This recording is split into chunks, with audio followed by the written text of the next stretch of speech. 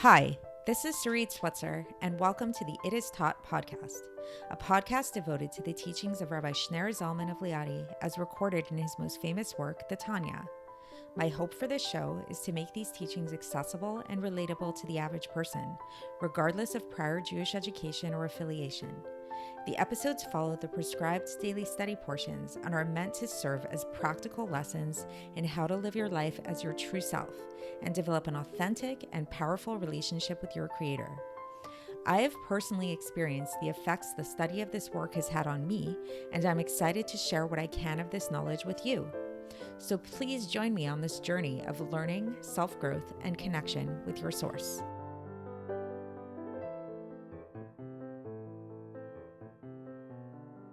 Hi, and welcome to the It Is Taught podcast. This is episode 323 for the 26th of Teves in a regular year. Did you know that birds are amongst the most resilient animals? Why is this? Well, the answer is actually quite obvious if you think about it.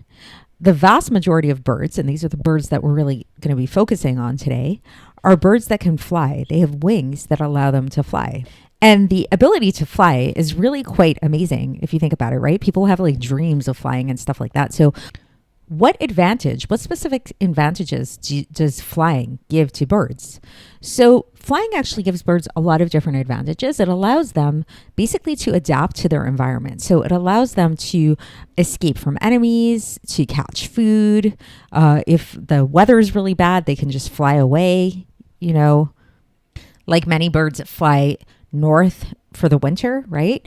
They can catch different types of food that are really high up, and they can actually also connect with birds that are really far away from each other. So the flight really gives birds a huge advantage. That being said, at least according to my understanding, the wings of the bird, or in other words, the ability of the bird to fly, is not necessarily intrinsic to its survival. So like in theoretically speaking, if you took a bird who was wounded and who couldn't fly anymore, but if you fed this bird and if you gave it a really healthy environment, I believe that the bird actually, it might not be living its fullest life. It might not be in like its happiest state, but it would be able to survive, and it would probably be able to survive just as much as any other bird.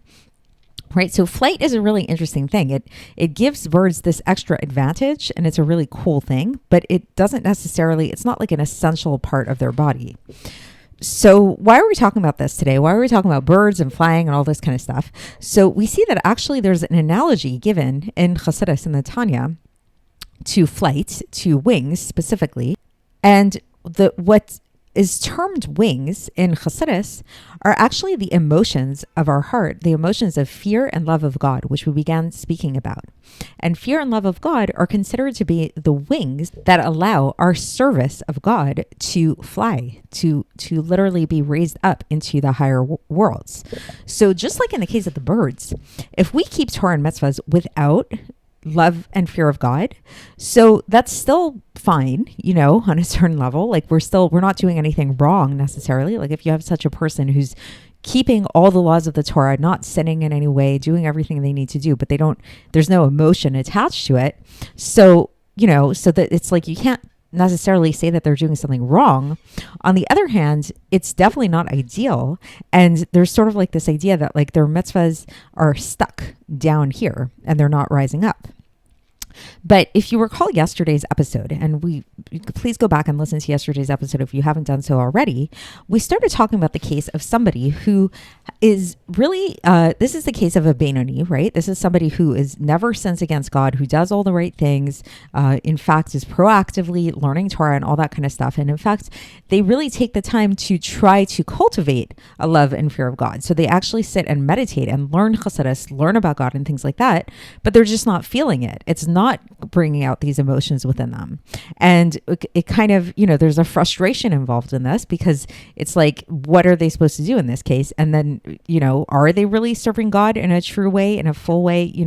What's going on? And we already spoke about the idea that even if they're not necessarily consciously like feeling this sense of passion in their heart at all times, at every moment.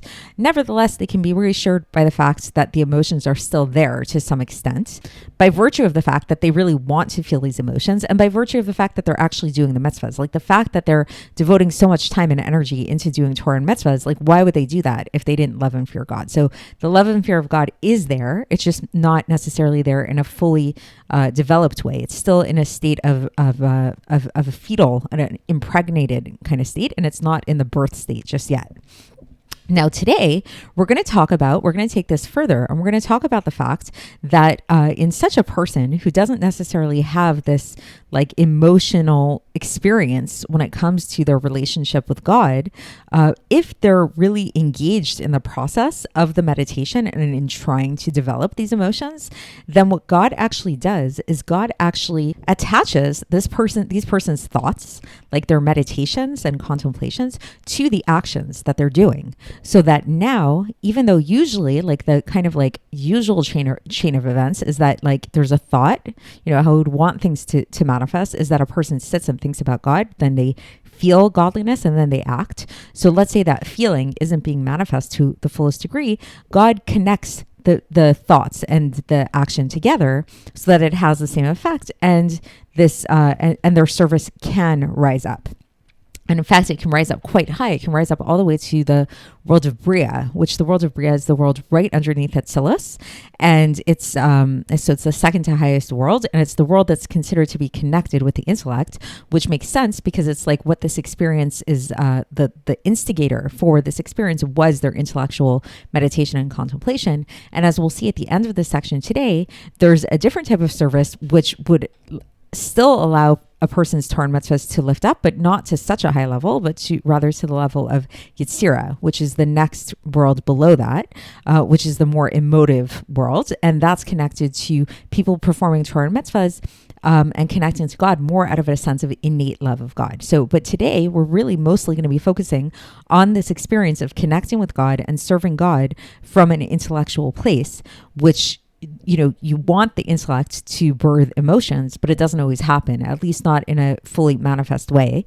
But so the reassuring thing here that we're going to learn is that even if it's not being manifest in a fully expressed way, we shouldn't really worry about it too much, because God is going to come in and intervene, and he's going to come and attach our good thoughts to the action. And to explain all of this, the Alter Rebbe actually begins, and for context, we're going to be concluding chapter 16 today of Likkutei Amarim.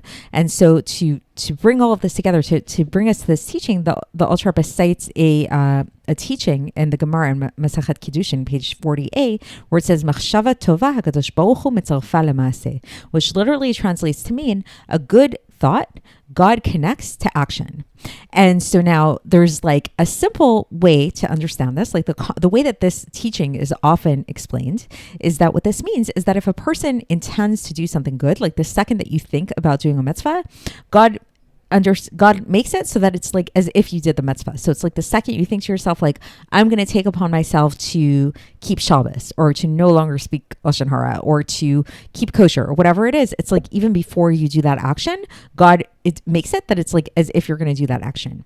But as we'll see, the Alter Rebbe actually is going to explain this phrase in a different way, in a much deeper kind of way that's connected to this whole emotional experience with God.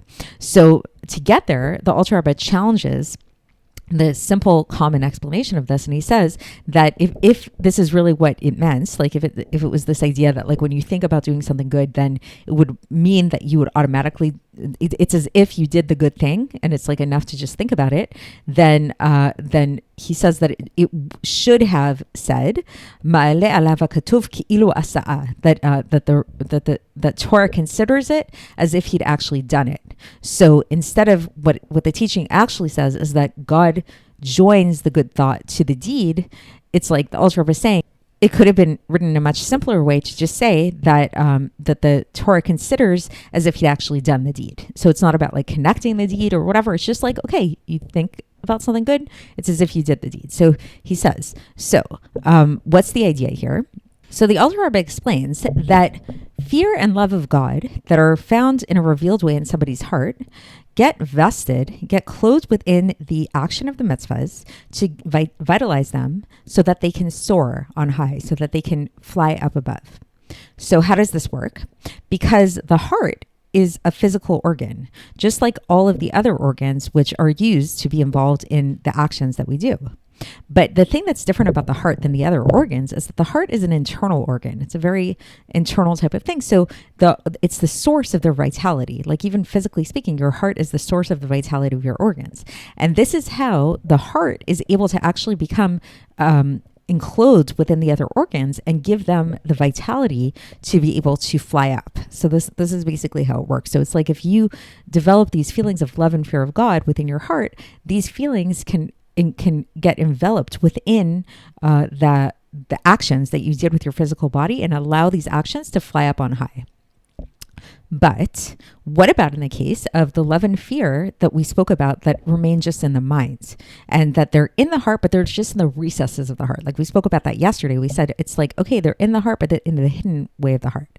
So he says that in this case, this is not connected at all to action. These are not, the mind is not like, at least according to the Tanya, the mind is not like the heart. The heart is very much a physical organ.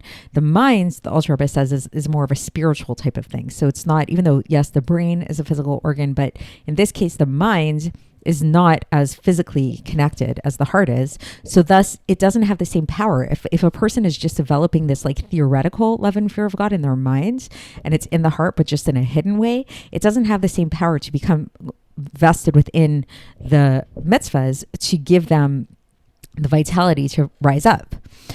So what happens? So then in such a case where these feelings are just left in the mind, then God comes in and God attaches these thoughts to action. And this is the idea. Now we can understand that teaching from the Gemara where it says machshava tova, a good thought. So God attaches it to action because it's a good thought. So it's not something, that's why it's called a good thought, because it's really just a thought. It's not a revealed feeling in the heart. It's just in the mind and in the tvuna of the mind. It's called like the comprehension of the mind, which is like, Tvuna is an interesting word because tvuna, I think we've mentioned this already, is like the emotions of intellect. So it's like an emotional experience, but only in the mind. Like it's sort of a passionate kind of thought. And yes, it's in the heart, but in the hidden areas of the heart. Now the Alter Rebbe takes a little sidestep here, and he has a footnote. He has a little parentheses where he talks about this word tfuna, and he explains how it could be that somebody who has only just gotten to this level of tfuna, they've developed this level of tfuna within their mind.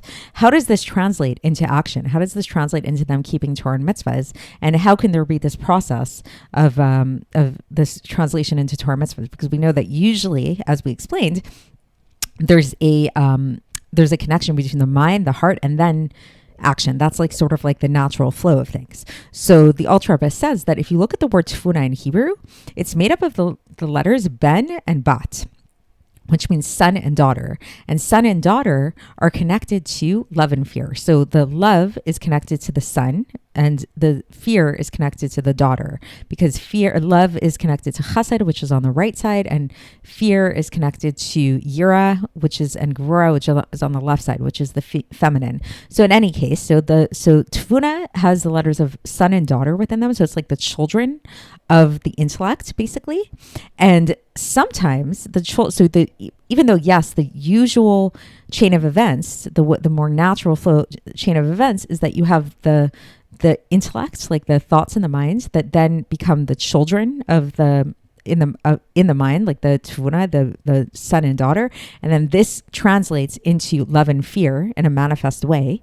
But sometimes, says the Alter Rebbe, it skips a step. So sometimes this tfuna becomes the mochin in Nukva and Zer Anpin, which are the letters of the Torah and the Mitzvah. So meaning to say so, and then he says, and this is enough for those who understand. So it's meant to be a little bit cryptic, but the basic idea is that the Alter Rebbe is saying that sometimes there's this emotional experience is a step that is skipped. So it just goes straight from the tfuna, straight into the action. So now back to the regular text. So he says that this connection that God makes between the machshava tova, the good thought, and the action causes this ascension of the mitzvahs up until the world of Bria, like we spoke about in the introduction. Why? Because this world of Bria, this is the place of the Torah and Mitzvos, of the elevation of Torah and Mitzvos that happens through intellectual love and fear of God that actually are manifest in a person's heart. So it's like the same. So it's a very incredible thing. So meaning to say that some people who are able to really arouse through their intellect, like that's kind of the ideal state, is that through your intellect, you get to such a place that you meditate and you contemplate and everything, and you understand enough that it actually has an emotional effect on you, and you do feel these emotions in your heart. So when that happens, because these emotions of love and fear were born from intellect, this causes your Torah and Mitzvahs to rise up to the level of Bria, which is the world of the intellect. But even in this case, where a person doesn't actually feel the feelings in their heart in a totally manifest way, even in this case, their mitzvahs will still rise up to that same level that it would for anybody else who would actually birth these emotions because of God, because God actually steps in and connects the mind with the actions, even if the emotions aren't quite revealed yet. And now in conclusion, the Alter Rebbe says that even without this joining process, like even taking God away from the picture of him doing this like joining of the intellect and the action, then the mitzvahs of such a person would still actually rise up, but they just rise up to the world of Yetzirah, because the world of Yetzirah is connected to this natural love and fear that is hidden in the heart of every Jew. It's innate in our hearts from our birth. And we're going to talk about this at length further on. So stay tuned for that. And so that's it for today. So just in conclusion, the basic idea is that, once again, just very similar to yesterday, if you take the time, like maybe you're listening to this podcast for a while and you're not feeling what you would hope that you would feel, you're not getting as inspired as you would hope to get inspired. I mean, the very fact that you're continuing to do this diligently day after day after day shows something. It means that there is some kind of emotional experience going on.